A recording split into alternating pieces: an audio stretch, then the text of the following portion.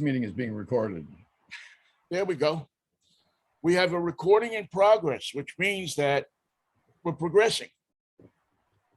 He's Michael Knight, and he is in beautiful, almost at Berkeley, listen to me, Pasadena, California. Hello. Hello, lady. And he's New York Vinnie. He's in Seattle, Washington, and he's wearing a Mariners hat today, and he's got a background of the 4th of July Corvette celebration to stop all Corvette celebrations. And don't forget the silver Corvettes, far link, that make the flagpole. Yes, there's a bunch of beautiful silver Corvettes. I'm not a silver Corvette fan. I know there's lots of people that love them. I know you like blue. I'm like a white guy. I'm not a big red Corvette fan. I like the maroon, but I don't like the red. It's an okay red, but it's not 49er red. It's too light. It needs to be a real fire engine red. Yeah. I've just never been. I'm not all that much a red car fan, to be honest with you. I mean, I don't think I probably red cars are the least number of cars I've owned out of all of my cars that I've owned in my life. And did you experience recent citations? No. No.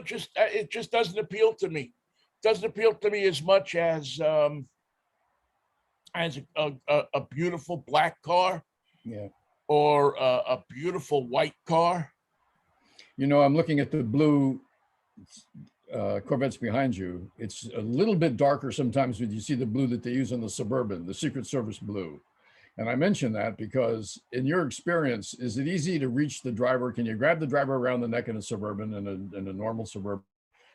If you wanted to get the driver's attention. Yeah, I think you could. I think you could. I mean, you've been in the back seat of a lot of Suburbans, I've been in the back seat of quite a few Suburbans, and I can tell you it's not that hard. All you got to do is it's a reachable thing. I suspect in the presidential Suburban, in the Beast as they call it, that seat moves up quite a ways. Oh, yeah. I mean, now are we got a point now where we have to install bulletproof taxi partitions in the Secret Service vehicle? What I want to know, I wanted to be able to survive a kicking and screaming event in the back seat. When you've handcuffed your perp and he's in the back seat, that leaves him only his feet, and he thinks he's going to kick out the window, and he tries. I want him to try and fail. Whatever prevents them from actually kicking out the window, that's the kind of window I want between me and Donald Trump. Well, they've tried a couple of different methods. They got the bars. That's good. Which give it pretty decent protection. They have the plexiglass windows, which offer another degree. I mean, they're very hard to kick out. The only problem is they fog up. They get that kind of haze over them. Yeah, you can't see the Secret Service from the back seat. Right. So I don't know if that's the thing. The president, especially Trump, he wants to be seen. He's in that thing, and he's waving at people while he's grabbing onto the Secret Service driver and grabbing the wheel and trying to point it toward the revolution. Now, what we didn't hear that I just saw in the transcripts today is that after he was demanding to go to the Capitol and was turned down and was brought back to the West Wing, on the way back, they stopped at McDonald's and they got Happy Meals. No. Yeah, they did. Vanilla shakes for the crew. I'm sorry I was so angry. I don't know what got into me. Vanilla shakes for everybody. Yeah, let me buy a round for everybody. Good Lord. If it had actually happened, would be the only time in his life that Donald Trump apologized to anybody. Yeah, I still don't believe he would have. It's still the country is still reeling from the testimony, and people are just. There's a million different agendas running around right now, but I think the biggest agenda, Michael, is that. Well, the biggest thing that's happening is people are swearing off Donald Trump. Yeah, it's time. It's time to not the hardcores, not the cults, because they've got no place to go when you think about it. Right? Who's going to be number two? You can't go to Mike Pence. The cult is not going anywhere. But the Republicans And I don't know if you saw Liz Cheney's speech last night at the Reagan Library. Yes, I did. She got a standing ovation from Republicans. I think the tide has turned. I think she's going to win her race in Wyoming, and I think at some point, Trump is going to be left with a bunch of hardcore zealots. He's going to become, who was that guy that tried to run for president? That was head of the white supremacist nation. David Duke. Yeah, thank you, David Duke. He's going to become David Duke. The Florida is equivalent to David Duke. Yeah. He'll become David Duke. You know who doesn't know what to do right now is Ron DeSantis. Should I be tougher? Should I be meaner? Should I be more awful? I can't figure out. I can't read the room right now. He should probably at this point STFU. Shut the union. Yeah. Protractor. Shut the freaking union. I think if I were him, I would STFU and just sit back and watch and not say too much. Because although he has a lot of the Trumpers in his state, he's already the governor of Florida. And if that's as far as he wants to get, open your mouth. Yeah, just keep going. Because you're going to need more than the Trumpers. The Trumpers couldn't even get Trump elected. That's something we should hold dear to our hearts and remembrance of their vote. For all of their blustery rhetoric, they couldn't get him elected. Carlson Spolpakia could probably beat him right now in a dead heat. Yeah, Carlson Spolpakia.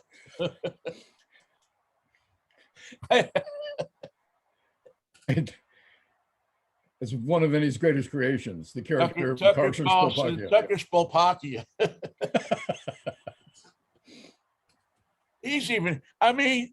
Here's how bad it is for Tucker Carlson right now. I was watching something the other day. I don't watch a show, but I watch, clips of it, because I think if I had to watch a whole hour of a show, I would be forcefully vomiting. You would not be well. Yeah, I'm not well already, and to watch that would be blasphemy, I think. But Tucker Carlson had a 10-minute segment the other night. It might have been the day after the hearings on UFOs. There was a group of, I forget if they were Girl Scouts or what they were, that had come to Congress, to pose with Nancy Pelosi. So as they're lining up the shot, Pelosi's elbow touches one of the kids and pushes her out of the way a little bit. Not a lot, like an accidental bump. Well, Tucker Carlson was screaming like somebody who had just gotten robbed in Times Square. Help! Oh my God, Nancy, and he played it back. I mean, you would have thought it was the Zapruder film by the time he was done. And it was nothing short of amazing. I'm sitting there and I'm going, this guy, this is what he's got. He's a professional wrestler, Vinnie. That's really all he is. This is what he's got. I mean, he ain't had much to begin with, but good Lord Almighty. The day after or the day of the last special committee testimony, he did a show on UFOs using the oldest UFO footage. And as a UFO freak, I can tell you that the stuff he showed and the breakthroughs that he announced and the news that he pretended to be delivering that day was old stuff, as many as 2 years old. And it was an effort to say, don't look at what I'm looking at. Listen to what I'm telling you. Don't listen to the select committee. I've got a UFO story for you that you won't believe. They're here. They walk amongst us. They fly in our skies. And he's right about all that, but it was not news. It was something he pulled out of, it was on the History Channel 2 years ago. Short of turning around and saying, you know what, we were wrong. We backed a bad horse. We backed the worst horse in the race. And we sold a lot of vacuum cleaners and a lot of wash day miracles, but we're done. You got a new vacuum cleaner and a new refrigerator and a new kitchen and life insurance from Joe Namath, William Shatner, and Jimmy Walker. You've got I know, all Mike. these people and John from Colonial Penn. Yes. John Lawson from Colonial Penn. You have all of that now. We're going So in a slightly different direction. right. We can safely tell you that we were wrong.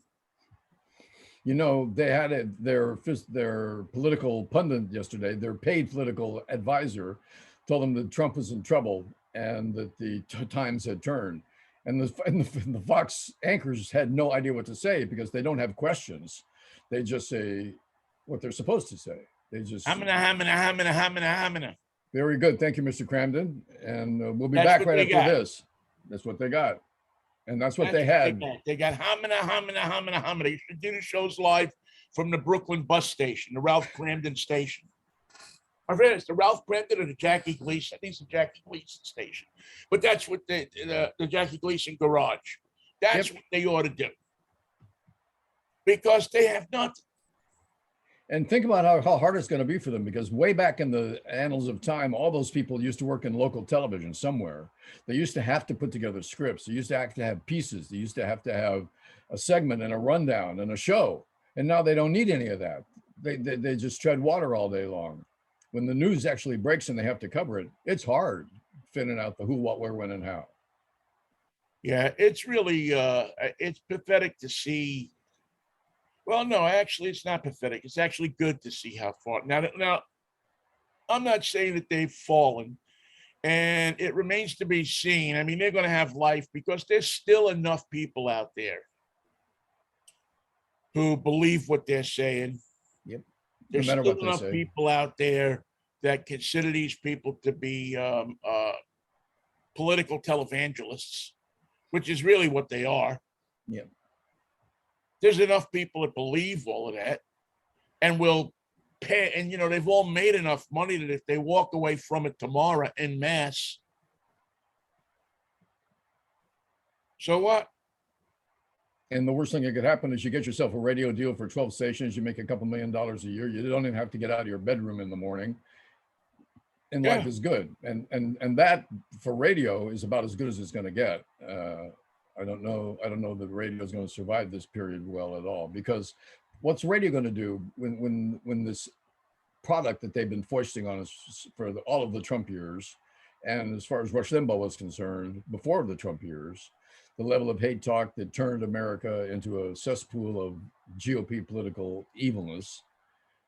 What are they going to do? There is no other format. There's no backup. There's no part two to talk radio. There's only hate talk, sports talk, and that's it. Well, you bring up a great point.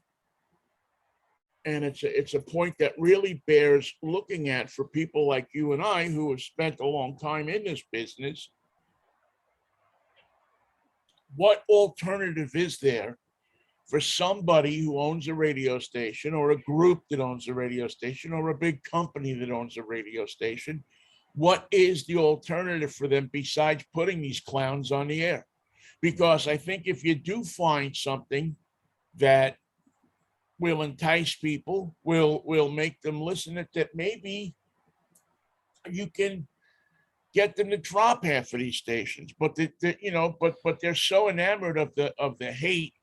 They're so enamored of the Joe Rogans of the world, and the Rush Limbaughs and the people who just pound you and say, you're getting a bad deal, you're getting a bad deal. Hate somebody, hate somebody, hate somebody. So buy my book and buy my vitamins.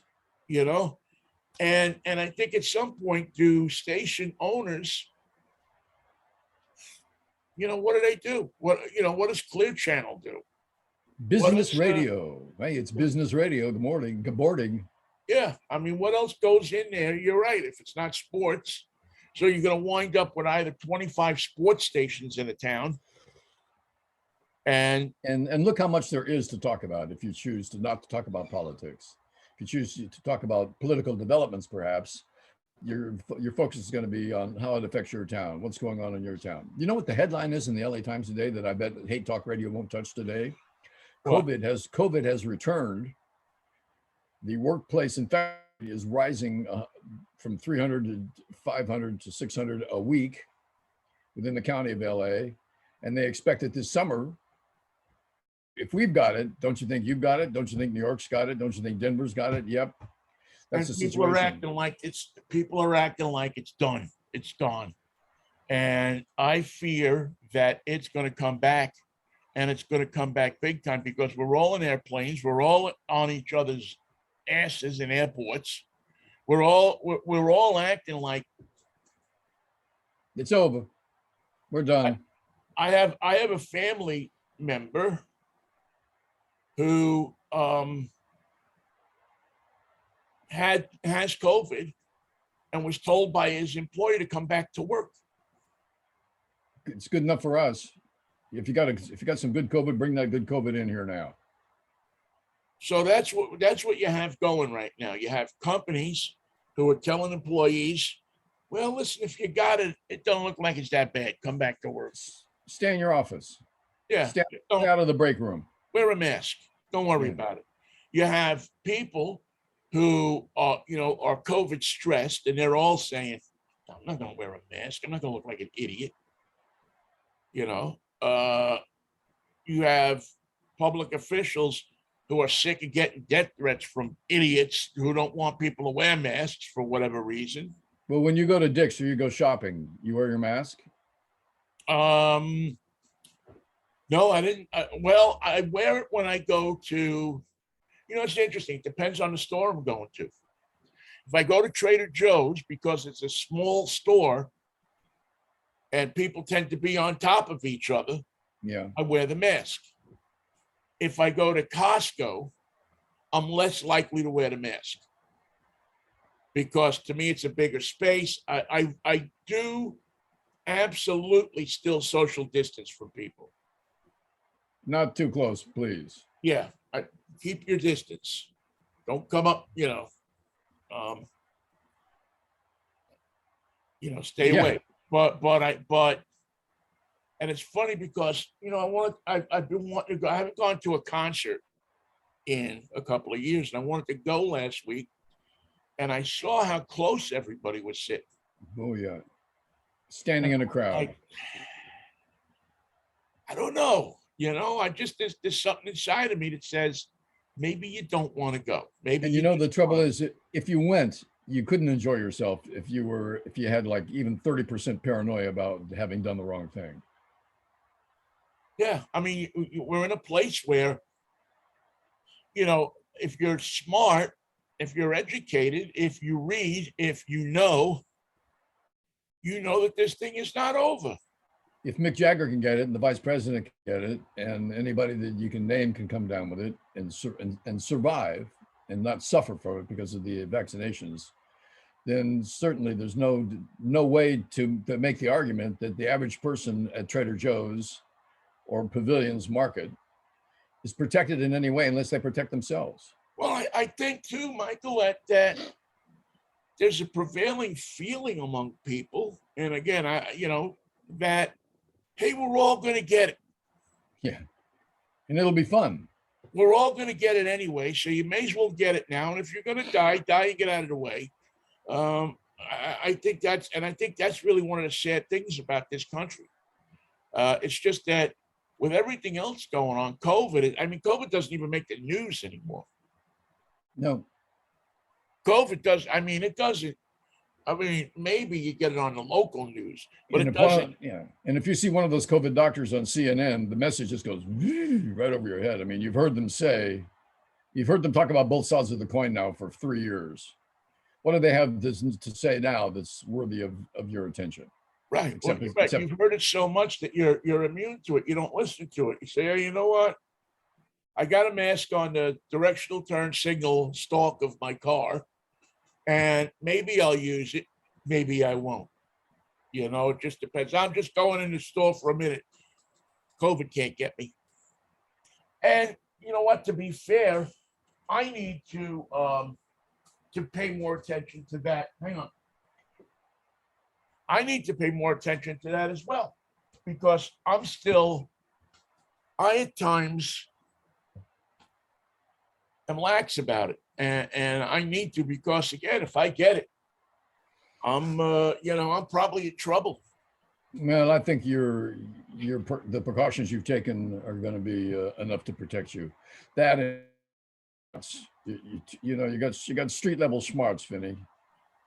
Yeah. Although I will say, my friend who lives in Big Sur and should have been isolated from it, the only contact that he had was at Costco, and he came down with it. But thanks to his vaccination, it was a mild case. Yeah. Yeah, I don't think it takes that much to get it. So I'm very just really not that I'm afraid of it, but I'm certainly afraid of it. Well, it's a Freaky Friday. So, among my headlines that we have for today is the end of the Pac 12. You can take your Pac 12, and you can take your Oregon State, and you can take your Stanford, and you guys can just go pound sand somewhere. The real football powers in your conference say, we're not even going to play with you anymore. We're not even going to associate with you on the West Coast. We don't care what you do, go hang. We'll see you in Eugene or some little town somewhere. We're going to go play with the big boys. And we have to bring our own ball because they won't give us one. You have to bring your own ball if you want to play in the Big Ten, which is now going to be the Big 12. And that means there's 2 spots open in the Pac 12 if you want to offer it to Fresno State, San Diego State. Who are you going to invite to the party? Yeah, I mean, some people say Eastern Washington might be might be somebody. Some people say Idaho. Or what's the other? There's another. Does the Idaho team know that some of our players are not white? They don't. I don't think they know that. I don't think they allow them to watch anything outside Idaho. Because Uh, their first trip to play Cal is going to be a real eye opener. well, I mean, Twitter was flooded with stuff yesterday, and the funniest one I saw was uh, UCLA and UCLA and USC players finding out that they got to get up at 6 o'clock in the morning to play in the other time zones. Yeah. Oh man, yeah, that 6 o'clock in whose morning? That's your morning. yeah, that's your yeah. And the I just couldn't help thinking that the new coach came over from Fresno State, and he's probably selling all of these kids down there on your twice yearly trip to LA. Uh, now the furthest you go south you're going is Corvallis. Well, no, actually, you go to Arizona. Oh, the Bay Area. Yeah, you're gonna go to Bay Area. Yeah, so I get, but not as exciting as Hollywood. No, Scottsdale is a pretty quiet place after 5 o'clock in the afternoon. All the golfers home. The 19th holes are just about to close. Sun's going down. That's it. It's just not the glitz and glamour of LA. No. And yeah, it's going to be interesting to see what this does to the Pac-12, which is now the Pac-10 again. But that means they'll have to change the name of their network that no one can get to the unseeable Pac-10 network again. They'll be begging people to get on that network before begging cable systems to get that network on before. That was, in fact, Vinny, that was one of their mistakes. Pac-12 television, the television that no one can get, the television that everybody wants but cannot acquire, is one of the reasons that those teams left for a better deal somewhere else. And the pressure's on, more than on the Big Ten. I think the pressure's on USC and UCLA to provide better teams, because the comparison between the offensive style teams of the West to the most successful teams of the East and South is that we can't beat them. They've got the players. My question to you: with all of this seismic movement that we've seen in college football over the past 2 years, 3 years, really, actually, well, it's been 10 years, really, but with everything coming up now, players getting paid, which I've always been for, the transfer portal, teams, colleges paying players, giving them incentives for them to come to schools, outbidding other schools, so on and so forth. When does the federal government stop considering the college football, Division I college football, a educational institution? And when do they start considering a for-profit enterprise and taxing them as such? Well, we're going to have to leave that to the Supreme Court. And when they get a hold of college football, you're not going to like the results. Yeah.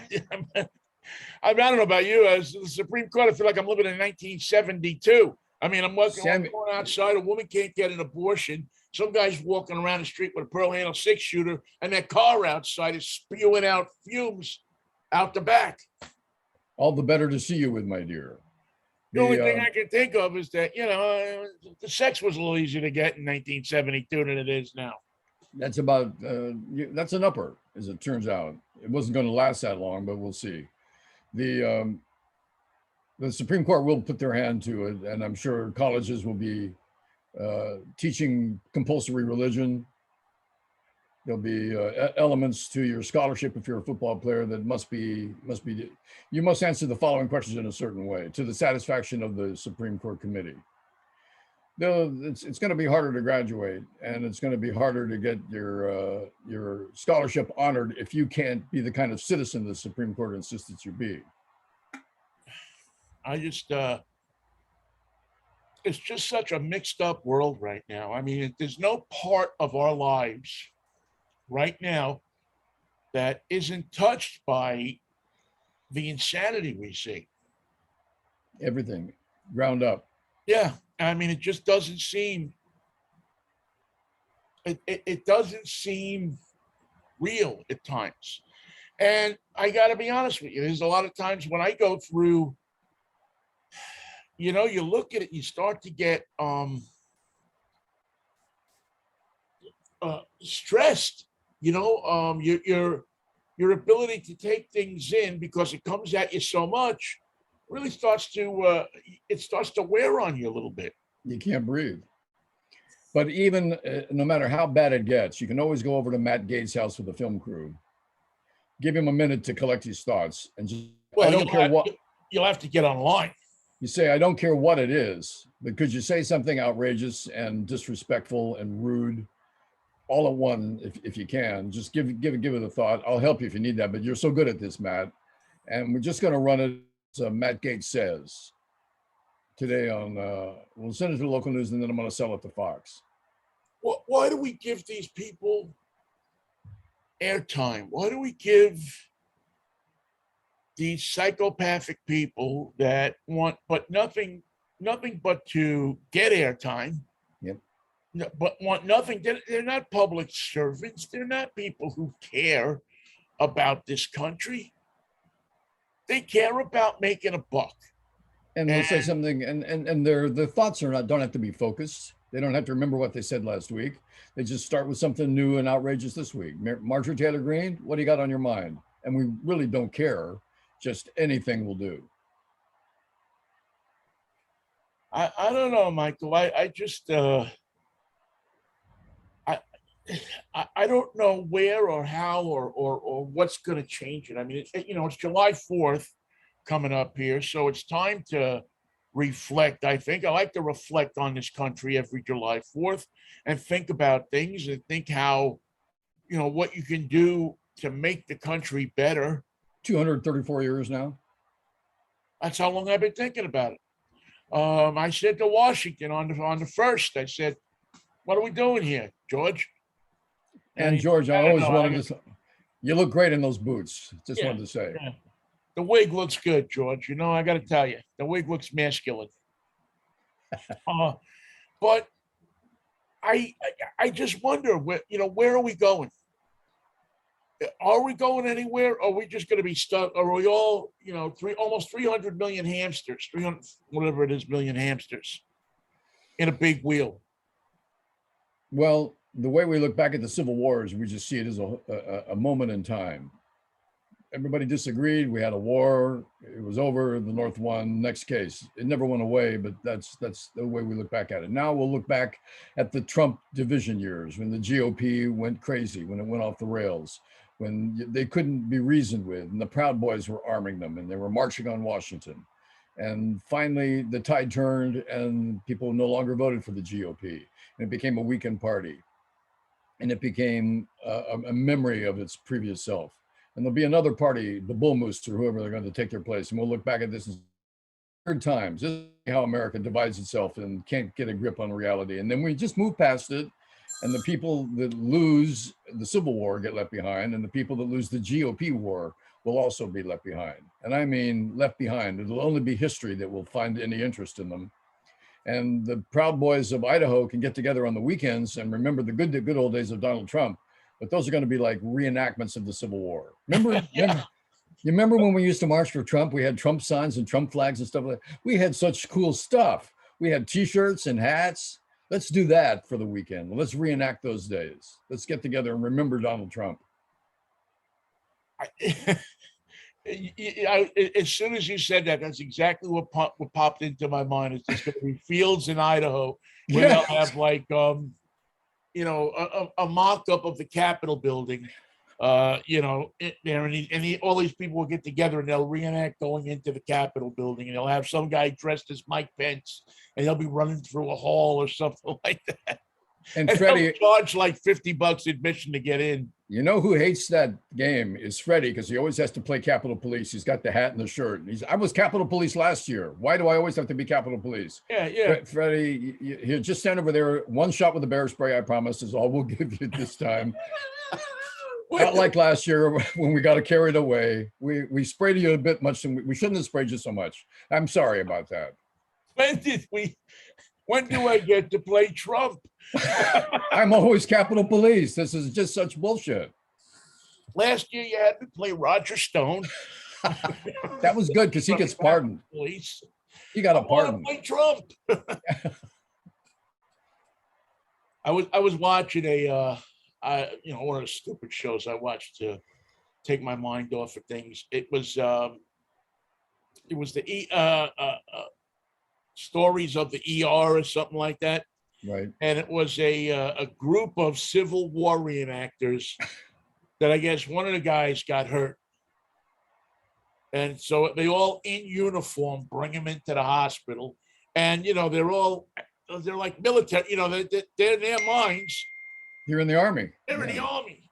So they're cordoning off the emergency room. They got these muskets and, you know. Secure the perimeter. Yes, exactly. Secure the perimeter. Of course, I guess the general got hurt. Oh, dear. You know, he fell on his gut or something like that. And it was hilarious to watch these guys and women, I mean, both, reenact this stuff, but they're so into it that their thoughts of reality are gone. No, they never break character. They're in the Army. Yeah, I mean, they're like, boom, they're nuts, man. I don't know what they do, you know, on Sunday night when it's all over, how they get back into life, or if they do. But good God, it was scary to watch these people. An hour in a Confederate prison will usually put you right. You'll long for the glory days of living in Rosita, California. One guy looks at the doctor and he says, "Where do your sympathies lie?" First, this little doctor, I mean, this guy's about, I don't know, looks like he's about 5'3" or something like that, you know, and he's got the coat, and he's you know, East Coast guy. He's got the beard and the hair, curly hair, because these things were filmed like 20 years ago. He looks at him and says, "If you don't get out of my way, I'll show you where my sympathies lie." So were they from the South, or was it a Union group? They were dressed in gray. Oh dear, Johnny Reb. Yeah, so I think they were Johnny Reb. Johnny Reb. We haven't heard that in a while. You know, remember that was a toy when we were kids. Johnny Reb. You maybe you're a little older, but Johnny Reb. They used to advertise it on TV.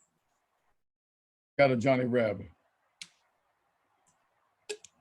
That's when being a Confederate was cool.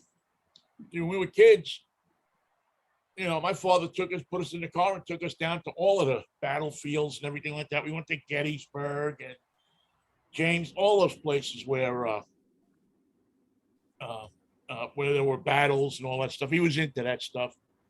So we loaded into the Cadillac Off you go. and head down.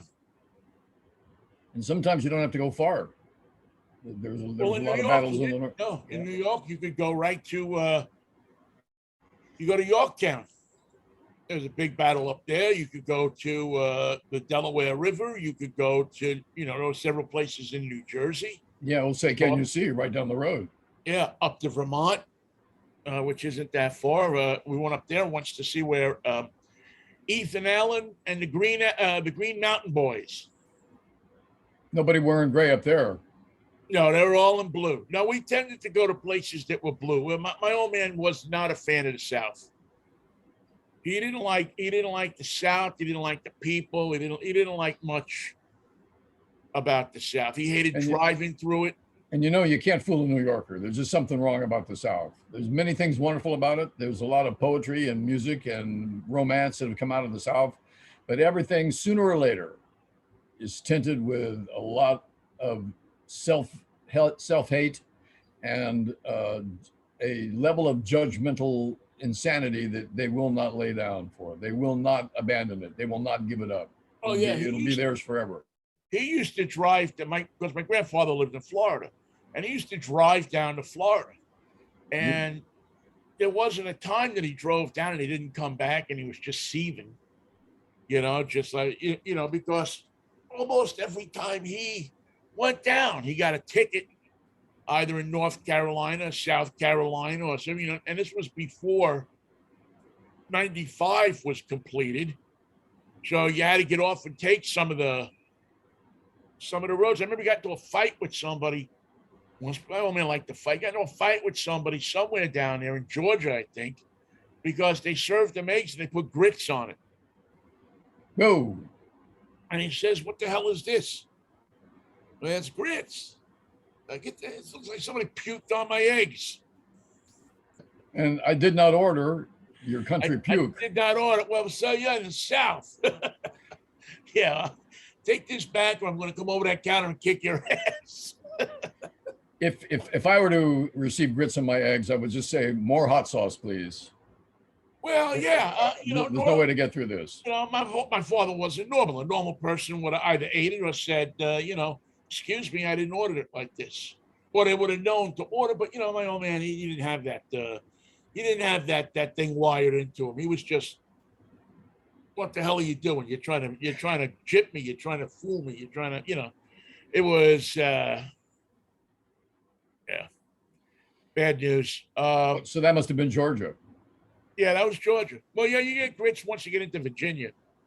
Yeah. You get grits all the way down. By the time you're in North Carolina or you go past south of the border, which is on the North Carolina, South Carolina border, you're full on into grits. Now, I like grits. I have no problem with grits. As a matter of fact, I really like grits and shrimp.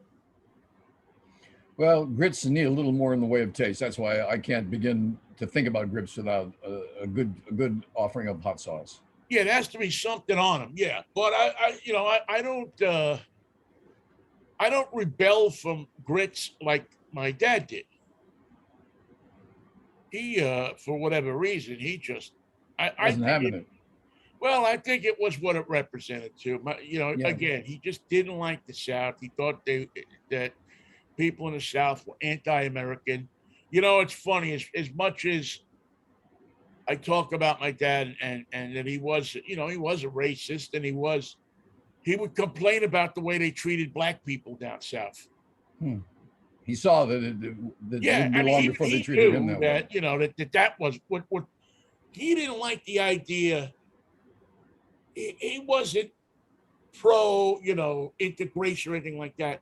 But he didn't like what they did to her. And I remember this around the civil rights stuff, is that he kind of softened up on a lot of that stuff because he saw the people with the fire hoses trained on him and how they were beating up people up. And he knew that wasn't right. He knew that, that maybe he didn't consider people to be equal to him. but he also didn't want to see people get clubbed, get hung, get hurt, stay on your side of the street, I'll stay on mine. Vin, now the same states that your father talked about have gotten worse. The problems that caused your father to feel uncomfortable in Georgia have intensified.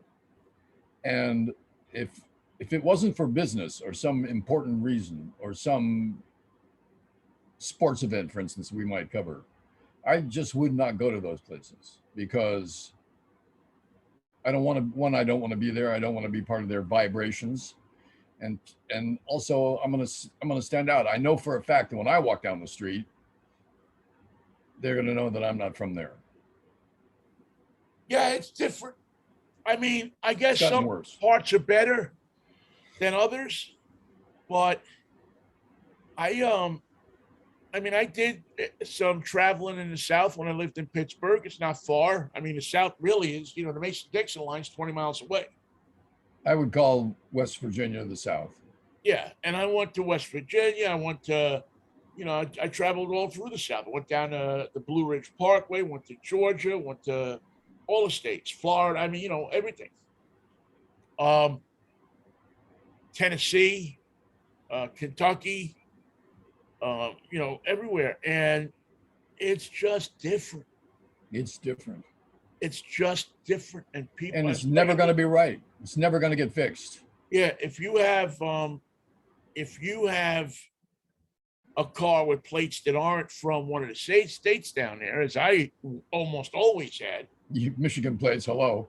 Michigan or California. I mean, I drove a Kia up from Miami all the way up to Pittsburgh, going through Georgia, going through Tennessee, up that way, and it was an experience. I mean, you got out and there's no more gas station attendants now. I mean, everything's self-serve. So you gotta stand up and show who you are. You felt. I remember we were in a gas station in Virginia, Southern Virginia, and I get out of the car and it was one of these typical Wally service places. And I get out of the car and the car had California plates. It was a Kia, a big Kia, and I hadn't seen one of those. I mean, I don't think people that lived in big cities saw a Kia K900. And here I am driving it here in Okefenokee, Virginia. And I mean, there's 5 or 6 guys come out of the store and they're looking at it. What you got there? Looking at it like, wow, this is a cool car. What is it? Da, da, da. They're looking at it like, where you from, boy? Yeah. What is that thing anyway? And I'm just like, let me put my gas in this freaking car and just get the hell out of here. No, I think I'll go back and see what they have for coilers. Yeah, you guys, what you guys do with grits on it?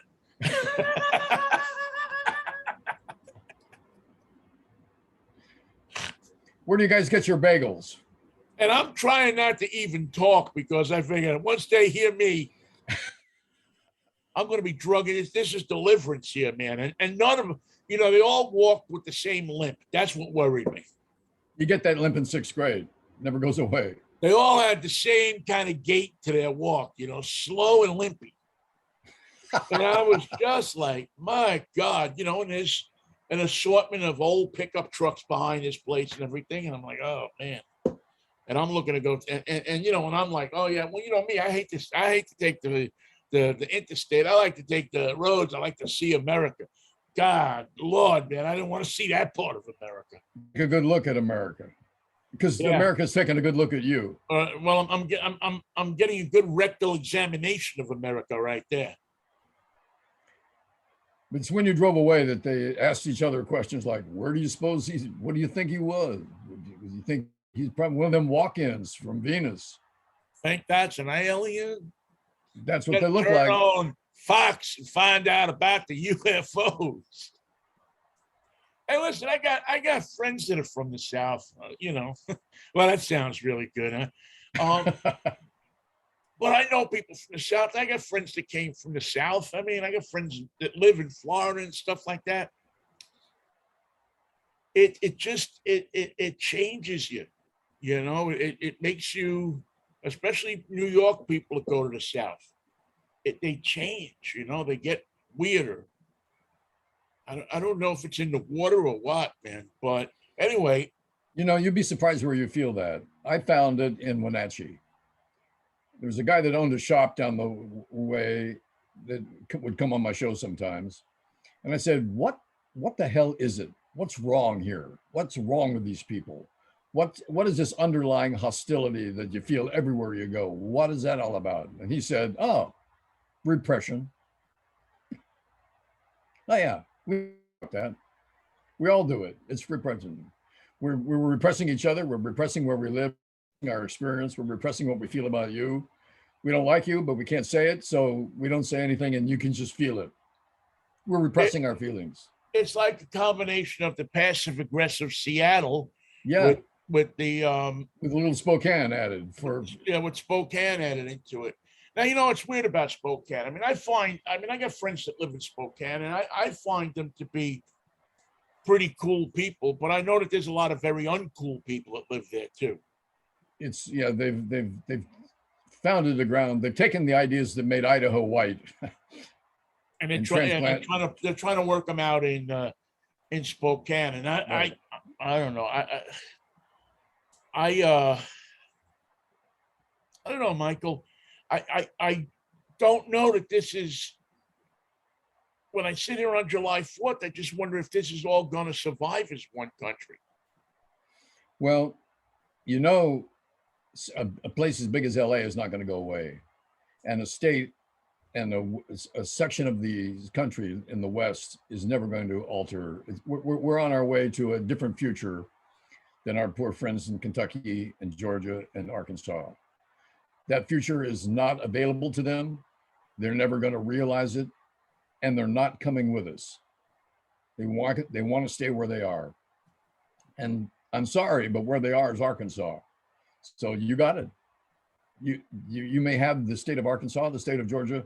Do what you will with them. Think how you want. Live as backward a life as you can muster. But you can't come with us because we're going to a new future. Try New York. They're going too. You won't like it there. Try Yeah. New England. No, New England is going to be advanced, and they're not putting up with what you're putting up. But wait, what about the Supreme Court and the law of the land? Well, we're going to be changing a lot of that. You can have those laws if you want them. If that's exactly how you want to live, that's good for you. But it's not going to apply to us. And the future that is not going to apply to you will apply to us. And we're going there. And we're very happy to say we're not taking you with us. Sorry, but that's the road that you guys have fixed. You fixed it for yourself. Now you're going to have to go there. 100% right, Michael. I think that the concept of this being all one country is turned into a lie. It's not all one country. No, it's not. And maybe it is just too big to be one country because people feel so differently about things in so many different places. And don't you think some kid who's 16 leaves Atlanta or leaves the suburbs of Arkansas somewhere and comes to LA and is standing on the beach and say, what do I do? You don't have to do anything. You're in California now. You're at the beach. Snoop Dogg will take your phone and put it in a jar of lemonade. You don't have to take any calls. It's time for you to enjoy life. Here's the sunset, and it's free. Yeah. And now you're going to have to work hard to be here. You can't just slough off. What do I do? You don't have to do anything. It's just happening around you. You're in California now. Good luck to you. The problem is with that scenario, though, is that the East Coast and the West Coast, and I see this coming like a train down the tracks, the East Coast and the West Coast are going to wind up pricing themselves out of the reach of the people that want to come. You know, that guy who comes from Atlanta is going to stand on that beach and you say, okay, the sun's down. Where do I go? Yeah, well, you got to have a plan, that's for sure. And may be priced out of the plan in California and Oregon and Washington and New York, New Jersey, and up and down Massachusetts. Massachusetts and down to Washington and Northern Virginia may be totally priced out of the plan. You can get priced out of Florida because people are living there because of the good weather, even though. Yeah. So that's going to leave a lot of people disenchanted who come and say, well, yeah, all right, I'll go to California. Well, wait a minute. I went to California and I was homeless. I couldn't find a place. My credit was bad. I couldn't get an apartment. I couldn't get anything. I was living in my car. I drove my 72 Chevy van that's now approved by the EPA out to California. Stayed a month, couldn't get a job because I didn't graduate from a good college. And worked at a place 50 hours a week and couldn't make enough money to get an apartment. Those are real problems, and they face the 40 million people in this state. That's for sure, because it's getting expensive here. In fact, today, the California, just what we needed. We're working on paying $1,500 to each family for gas in the state of California. It's not going to get here till October, but the legislation has passed. We won't be getting the actual money to the individual Californians till October. But the ongoing economic squeeze gets worse, not better because of that, because today California adds 3 cents of gas tax to the price already being paid at the pump, which is about $6 around town. Between $5.95 and $7 is what you'll find around town. But if you pay $7 for gas, you're just being an idiot, because you can drive 10 blocks in any direction and get it cheaper. Well, yeah, that's it. I mean, the number one rule right now: know your market. Don't buy gas near the interstate. Because you're going to pay $7 a gallon if you buy it near the interstate. You got to get off, and you got to drive into the town, and you got to hope you don't get killed driving into the town or carjacked or something like that. And then you go and you get a sensible price. Yeah, you get a sensible price. I mean, I had to put premium in the car that I was driving last week. Oh, which was 50 cents a gallon more. So I paid $5.99 at Costco. I'll take $5.99 today in California. Yeah, at $5.99 at Costco. And that's what you have. People are saying, well, I don't want to buy an electric car because I really have to plan out my route to make sure I find charging stations. Well, I'll tell you what, you got to get Gas Buddy or the Gas Finder thing, and you got to plan your route out now. Yeah. Unless you want to just, you don't worry about paying on $50 for a tank of gas. Exorbitant fees. And speaking of cars, you know what tomorrow is? Drive time. Tomorrow morning is drive time. Yes, we're back in the studio. We are. What are we talking? Well, we'll have our annual American Content in Your Car. How much of my car is American? Not a lot. But some, like the steering wheel, something. Unless you're driving a Corvette, man, most of your content is from another country. Unless you're driving a Corvette or a pickup truck.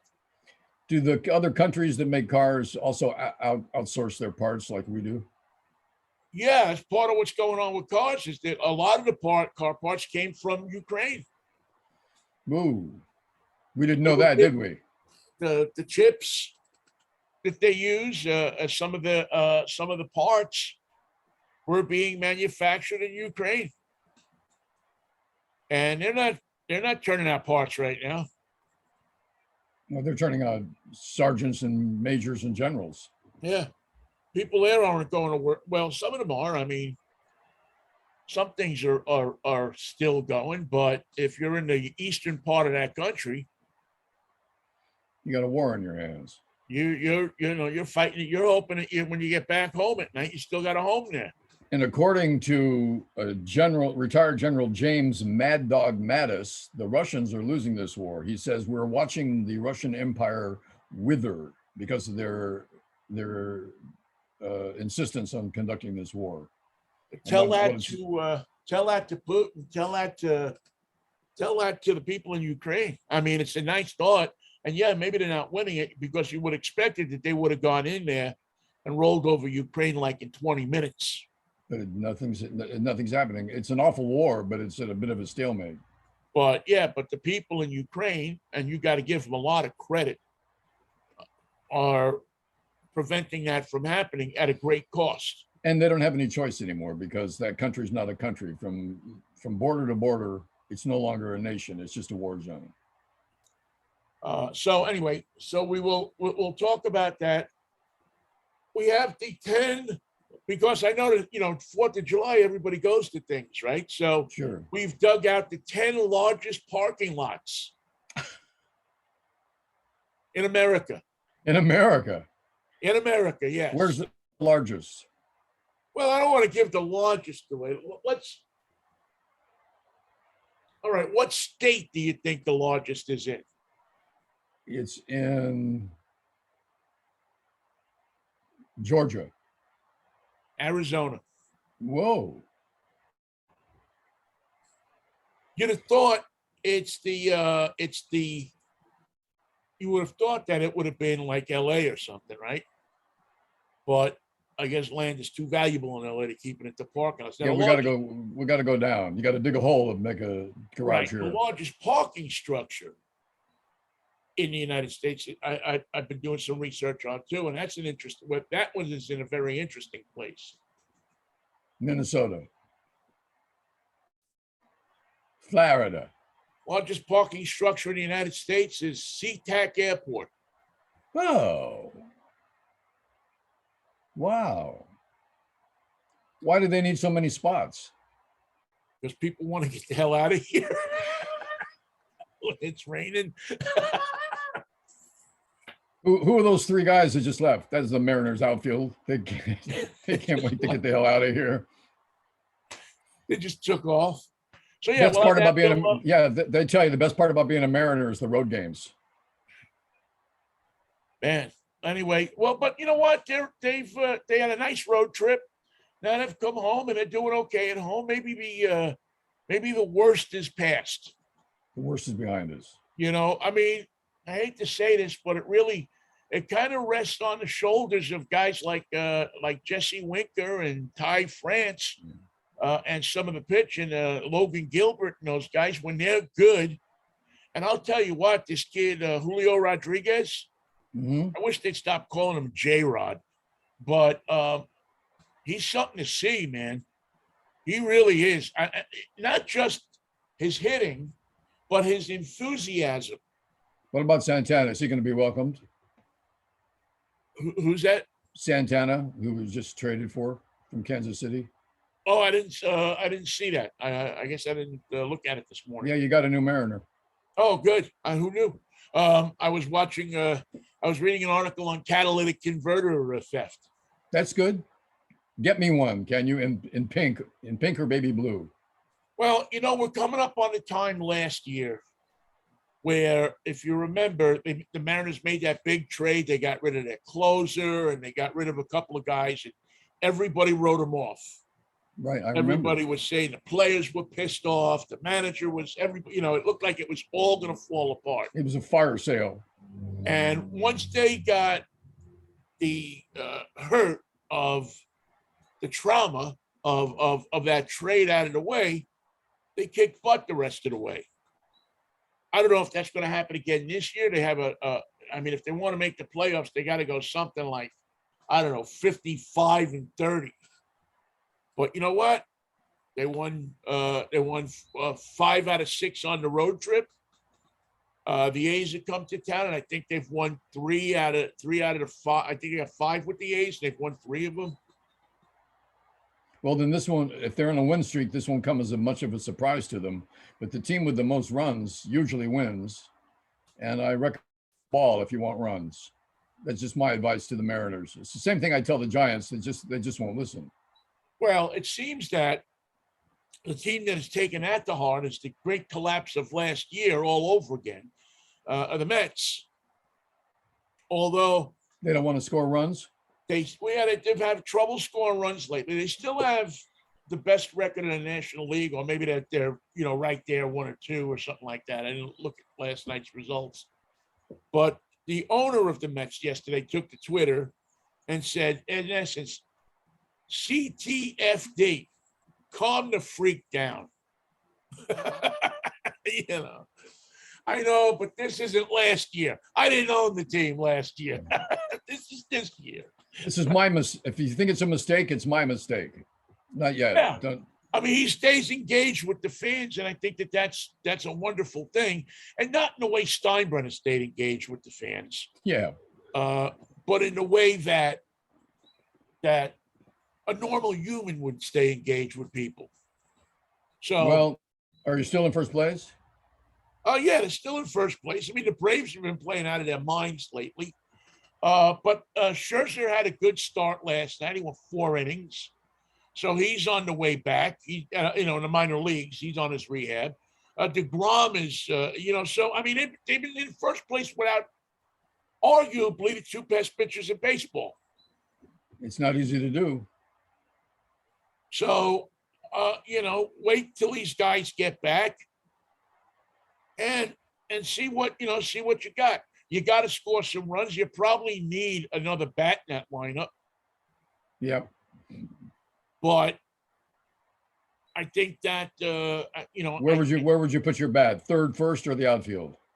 I think they need a DH.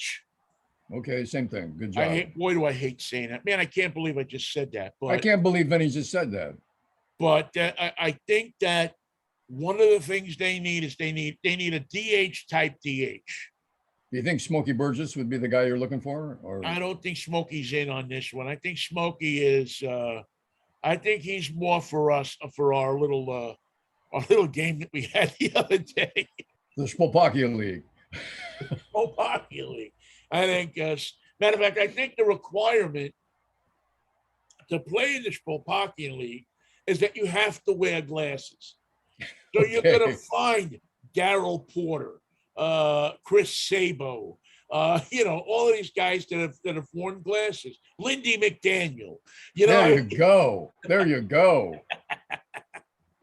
You're going to find all of these guys that wore glasses in the Spolpakia League because that's a requirement.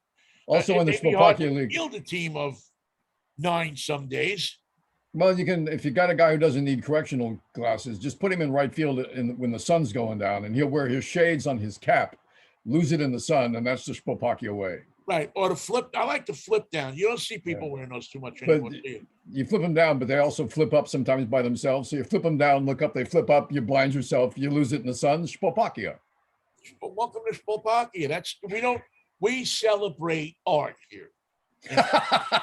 We don't celebrate wins. We celebrate the artistic way that you run toward the ball. It's not winning or losing. It's a bigger picture in Spolpakia. Right. It's not wins or losses. It's the route you take to the ball. Yep. That really matters. There's a Mickey Mantle Memorial sprinkler head right there. No. We don't see who's too good for Spolpakia. We don't idolize. We idolize Jerry Lumpy in Spolpakia. John Candelaria. Johnny LeMaster. Those are all kinds of players, except none of them wear glasses. Those are the guys that we idolize. We idolize guys that take circuitous routes to the ball. Because they came to play. The and type of play way they came over to. the pitch. Yeah, they played all right, and we couldn't stop them from playing their way. They came to play like a LeMaster. Right. Not only do they give you colorful uniforms, but they give you a humorous time when you go to the ballpark. If you can take some humor in the dark losses provided by the Giants on a cold night at Candlestick Park, if that makes you laugh, if you can find humor in that, you're going to love this league. You're going to love this game. Well, you're going to love this team. Not many people know this, Michael, but they're getting ready to issue the Qua de Spolpakia. Oh, I want one of those, man. I want a T-shirt. It's a The quad it's of a little Slovakia, button that goes on your hat. and it sticks right to your skull. Yeah, it goes right. You have to put it in your. Women are okay because they can use it as a hairpin, but most men, because they shave their heads a lot, Slovakia, have a bit of a problem with it. Oh, how I long for the quad of Slovakia. The quad de Slovakia. I mean, I think that's. I think that next to the prayer towels. That's the highest honor I can think of today. It's enough to end the show with that one, Ben. I'd say Yeah, let's I end think it. so. What are you doing for the fourth? Anything interesting? We're going to find out if LA is going to be an explosive LA or a quiet LA. 3 years ago, the 4th of July would not stop. The fireworks started and they went and they went and they went. You could hear them everywhere across Los Angeles, everywhere. And it was everybody commented on it. They won't stop. They're blowing off everything. And since then, it's been kind of quiet. So I don't know what kind of fourth we're going to have. But as we know, if we were to take the temperature of the nation, we're in a funky mood. Well, you know what? We're With funky 350 Americans. million guns, who needs fireworks, right? There you go. And we can rely. Maybe the Supreme Court can come up with something really awful between now and the 4th of July to rally the troops, to send people to the streets. I'm counting on that. They're sure gonna try. Well, Michael, have a happy and safe fourth, man. What are you doing? What are you doing on the 4th? You're going to see the Well, it's fireworks on Erin's the lake? birthday. It's her 30th, but she's down in the Bay Area, so I'm gonna call her and wish her a happy, happy, and Happy birthday, daughter. probably light something up out in the backyard here and try to sear some meat. Although I did watch a video yesterday on a guy that camps on the side of the freeway. Okay. And I was thinking, with all the state parks full this 4th of July, maybe it's time to head up I-5 near the Canadian border and just camp on the side of the freeway. Well, I thought you'd get more involved, like you just pick a spot in downtown with enough room to pull over. I think all the spots in downtown under the freeway are taken. They're taken by permanent residents. Yeah, I think that's now permanent housing. They don't call that camping. No, they don't. No, they call that destitution, man. Yeah. So anyway, That's Desolation Row, or better Yeah. known as the 5. Yeah, maybe I'll go freeway camping and have a report on. Are we going to do a show Monday, or are we taking a day off? Up to you. You're the boss. If I'm the boss, we're all in trouble. Okay, I'll be the boss. Let's see how we feel. Yeah, let's do it. Let's see. I'll carry my patooter with me, so if we want to do something, and I happen to fly out somewhere, I'm not flying anywhere. I'm not going anywhere near the airport. No way, because it's all the parking that they have there. Every time you go there, full. It's full, Yeah, and I mean, and the thieves are busy at work in the parking garage, picking out. everybody else is camping. It's like Yeah, Christmas. You're like 5 floors underneath the airport, and you're camping in your spot. All these cars are here, and all the owners are. They're probably going to They're probably going to come back. It's going to be 500 cars without catalytic converters. Ooh, I hadn't thought of that. Yeah, there's some profit to be made. Well, that's the American way on the 4th of Slovakia.